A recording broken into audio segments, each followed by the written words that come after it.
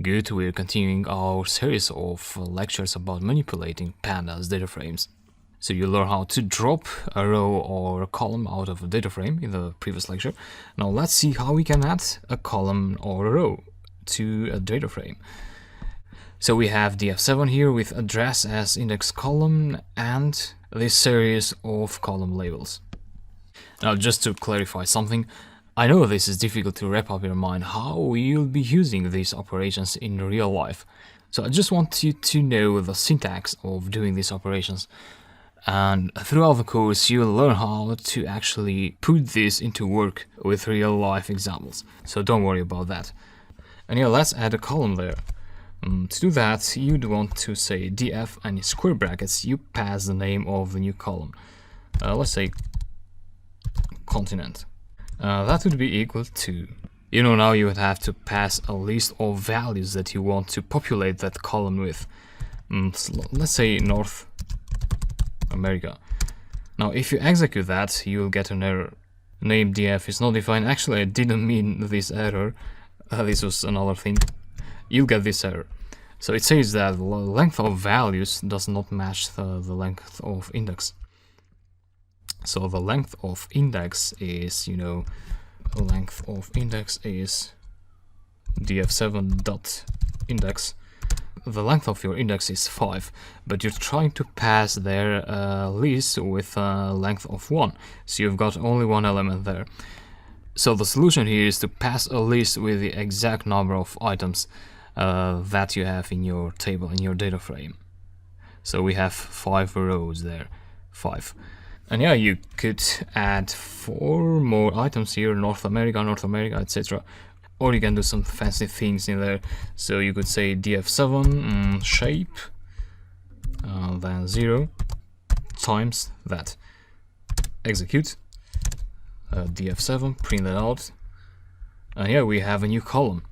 So if you're confused with this shape, 0 times North America, what I did is, df7.shape, what you get is 5, 7, which means you have 5 rows and 7 columns.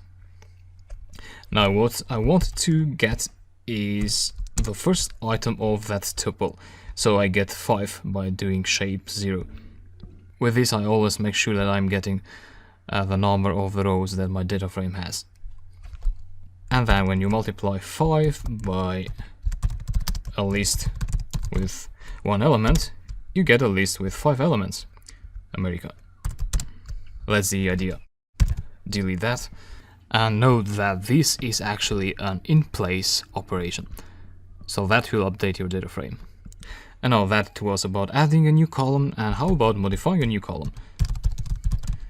So modifying the continent column. That could be something like country, and you can also add some strings in there. Let's say plus a comma, plus maybe another string, North America. Execute that, print out the data frame, and yeah, see what we got. So what we did here is we updated the continent column by referring to an existing column, which was country, and then for each value of the country column, we concatenated the comma string, which you can see in here just after USA, and we also added another string, so North America. And this could also be another column if you liked. So if you passed here, let's say employees, you'd get 8 instead of the first North America, and then 15 and so on. So that's how you update a column. Now, how about adding a new row? Well, this can be a bit tricky, but still understandable. What you could do here, because there's no easy method to pass a row to a data frame, what you could do is you could say df7t, so I'm creating a new variable, that would be equal to df7.t. So t actually is a method that what it does, it transposes your data frame. And with transposition, I mean, df7, if you check your new data frame, what you get is this.